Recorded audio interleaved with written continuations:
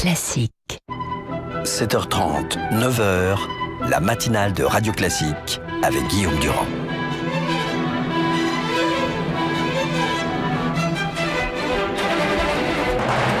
L'invité politique sur Radio Classique et LCI.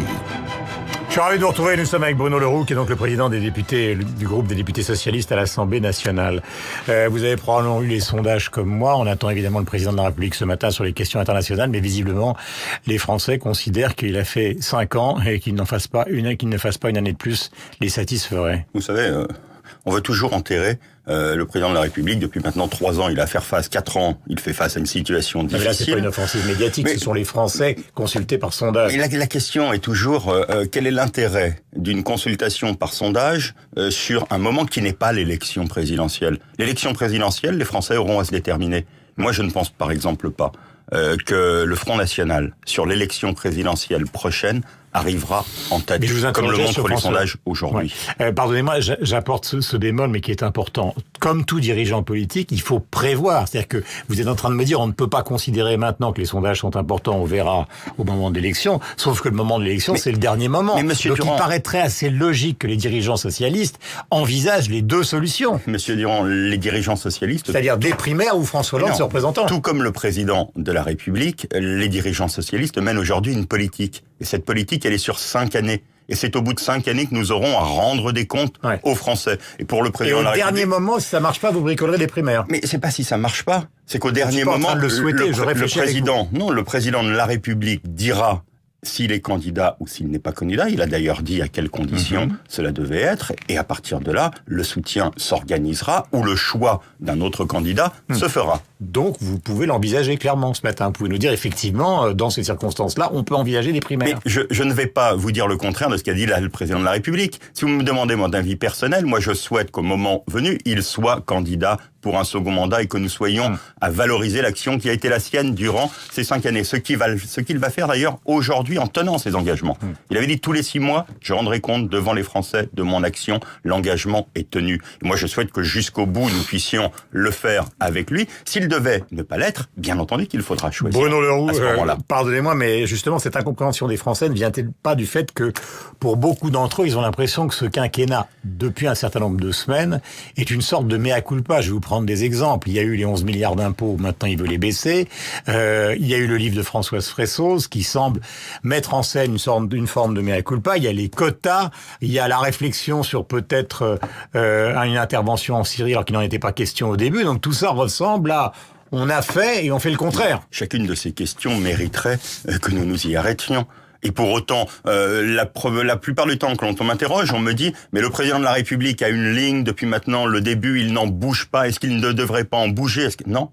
Il sait ce qui est bon pour le pays en matière de redressement économique, il le fait. Il a restauré la souveraineté de notre pays et sa place dans le monde. Nous avons un pays qui compte aujourd'hui à nouveau, en Europe et dans le monde.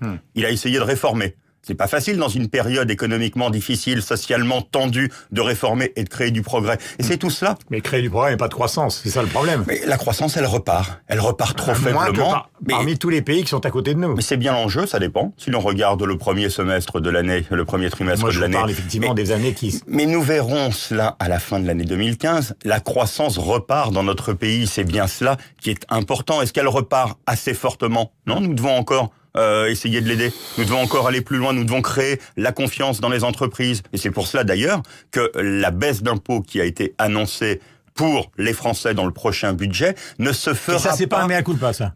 Mais c'est pas un mea culpa. À partir du moment où les Français... Attendez, monsieur, nous avons... 11 milliards de hausse au début, et maintenant les baisses. Mais monsieur Durand, mais alors pourquoi les avoir augmentés au début ? Nous avons 2 objectifs. La compétitivité de nos entreprises, le redressement des finances publiques. À partir du moment où nous remplissons aujourd'hui ces 2 conditions, la compétitivité et restaurer la croissance repart, les déficits publics sont maîtrisés et ils baissent au rythme que nous avions fixé. Il l'a dit dans le livre de Françoise Fressos, c'est lui qui a dit que finalement il avait peut-être fait une erreur. Je pense que ces propos ne reflètent pas en tout cas les discussions que j'ai pu avoir avec le président de la République, qui juge cohérent l'action, bien entendu, qu'il a menée depuis le début. Donc il n'y a pas de mea culpa. En tout cas, je ne vois pas de mea culpa dans les discussions que nous pouvons avoir avec lui, que je peux avoir avec lui. Et au moment où ces décisions ont été prises, elles étaient nécessaires pour notre pays, et elles ne pouvaient pas frapper les Français comme l'avait décidé le gouvernement précédent. Est-ce que vous avez dans ces conversations justement une idée de la manière dont il va financer les 2 milliards ? Ou le mécanisme qui va être annoncé ce matin sur les 2 milliards d'allègements fiscaux? Je pense qu'il y aura des économies sur les dépenses publiques, puisque ça ne sera ni prélèvement obligatoire supplémentaire, bien entendu pour le reste des Français, ceux qui ne bénéficieraient pas de la baisse d'impôts, ni retour sur la compétitivité des entreprises, ni hausse des déficits publics. Et donc ça veut dire qu'il faut continuer à maîtriser la dépense publique. Et est-ce que vous considérez que les bombardements en Syrie peuvent être d'une quelconque utilité, puisque déjà des pays bombardent et que pour l'instant, il n'y a strictement aucun recul effectif réel de Daesh et la crise des migrants est devenue patente pour tout le monde en Europe? Il y a 2 éléments. D'abord, notre pays est toujours confronté à la menace terroriste et on voit bien que le lien qui s'opère est bien souvent un lien avec la Syrie, avec les groupes qui opèrent en Syrie. Ensuite, ils ont, depuis maintenant plusieurs mois, continué à progresser. Et donc, il faut... Donc, les bombardements ne servent à rien. Ça veut dire pourquoi y participer? Mais non, ça veut dire qu'il faut une stratégie globale. Il faut que nous mettions toutes nos forces en commun. Et je pense qu'il faut que nous mettions nos forces avec le reste de la coalition, ceux qui opèrent, pour pouvoir bombarder notamment les objectifs stratégiques pour Daesh. Ce qui lui permet d'avoir du profit économique, ses bases de soutien logistique. Et la France, je pense, peut apporter de ce point de vue-là. Mais la stratégie globale, c'est aussi d'aller les combattre. Donc vous n'êtes pas d'accord avec le maire qui envisage, le maire Xavier Bertrand et d'autres qui envisagent ou qui disent qu'il faudrait quand même qu'il y ait un appui au sol? Je pense que les deux sont nécessaires. Et quand on dit un appui au sol, je pense qu'il faut un appui au sol, un appui en matière de formation, un appui en matière de renseignement. Je ne pense pas qu'il faut que la France participe. Vous pensez que ce matin, François Hollande pourrait l'annoncer? Je pense que François Hollande, en tout cas, c'est mon sentiment, doit annoncer une stratégie globale à laquelle participera la France. Sur le terrain... Pour l'instant, il n'était pas question de troupes au sol. Mais je pense qu'il n'est toujours pas question de troupes françaises au sol, puisqu'il faut dire les choses précisément. Par contre, Donc ça pourrait être des soldats français, mais dans une coalition internationale. Je pense qu'il faut qu'il y ait une coalition internationale, et notamment une coalition régionale qui soit sur le terrain. Je pense qu'il faut qu'elle soit appuyée par la France sur le terrain logistique. Je pense qu'il faut appuyer par la France sur le terrain du renseignement et sur la question des frappes aériennes. Et je pense que cela doit se faire dans le cadre d'une stratégie globale que le président de la République sur lequel il pourrait donner des éléments en répondant à vos questions. Bruno Le Roux, vous disiez tout à l'heure, la France existe. Nicolas Sarkozy considère qu'il n'y a pas de leadership. Et que justement, ça n'arrête pas de bouger. Je prends l'exemple des quotas, on était contre, on est pour. Donc est-ce qu'il y a vraiment au sommet de l'État un leadership? Mais sur les quotas... J'ai l'impression que sur beaucoup de sujets, François Hollande suit Angela Merkel. Et sur les quotas, d'abord, le président de la République a dit depuis longtemps que cette question n'était pas une question à voir en matière d'immigration économique, mais qu'il y avait des principes qui s'appliquaient à la France, et notamment le principe de l'asile politique. La solidarité, ce n'est pas des quotas. Quand le président de la République et l'Allemagne disent « nous allons prendre notre part avec nos règles », mais il faut que tous les pays européens prennent leur part. Ce n'est pas fixer les quotas, c'est fixer la solidarité européenne. Et nous avons notre propre accueil, nos propres règles que nous entendons mettre en œuvre et faire respecter dans les prochaines semaines et dans les prochains mois sur l'accueil des réfugiés. Mais il n'y a aucun changement de pied. Monsieur Sarkozy voudrait voir des changements de pied là où lui-même navigue et zigzague entre l'extrême droite et des positions quelquefois incompréhensibles tant elles sont différentes. Il était sur la fuite d'eau pour qualifier les immigrés il y a quelques semaines, et maintenant il serait sur une position qui est que la France doit respecter ce que sont ses valeurs républicaines dans l'accueil. Mais quel changement de pied, quelle compréhension!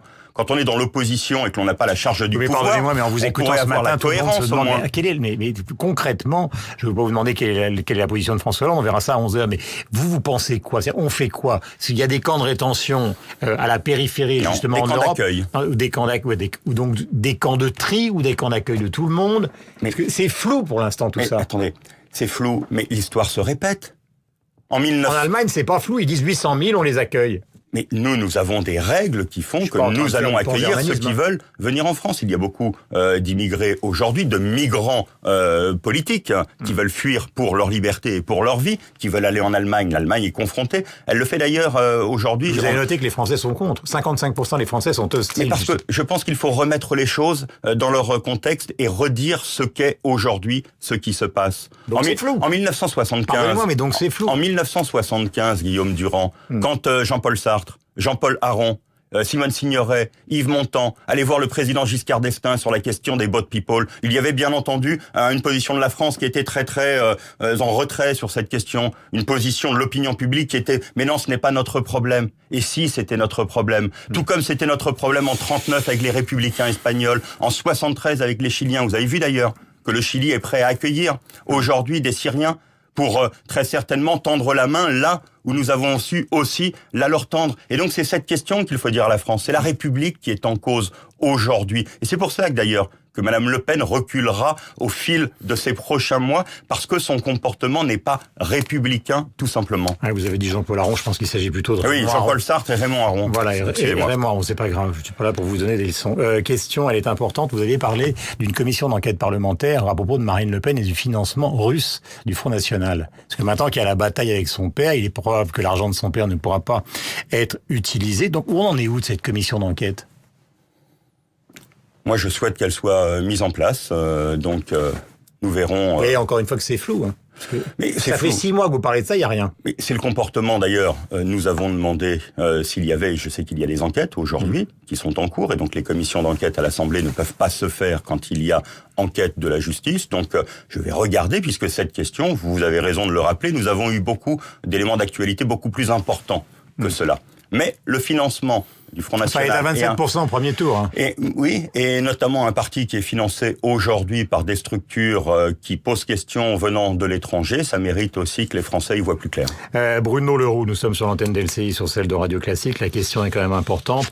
Il va probablement annoncer un certain nombre de choses, mais comment réformer quand on n'a plus de majorité ? Les Verts ont explosé. Et qui reste-t-il autour de vous ? Et d'abord une partie des Verts qui ont explosé, vous le dites, mais en voulant rejoindre et en voulant travailler avec la majorité, c'est plus clair. Des radicaux avec qui nous travaillons main dans la main, nous venons de gagner hier une sénatoriale Macron 2 partielle. Plus le code du travail, donc il faudra une loi au début du mois de janvier. Ça se fera comment ? Mais il y aura une par majorité. un vote ou est-ce qu'il va y avoir un 49-30 ? Moi, je souhaite toujours qu'il puisse y avoir, bien entendu, une majorité. Mais si jamais il y avait un problème dans la majorité, il n'y a pas aujourd'hui à l'Assemblée nationale de majorité alternative à celle que nous représentons. Et donc la capacité à réformer, elle est intacte.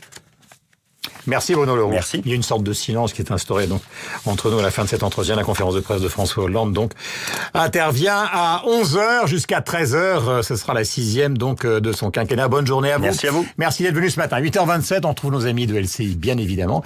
Et l'antenne de Radio Classique avec Sophie Paolini.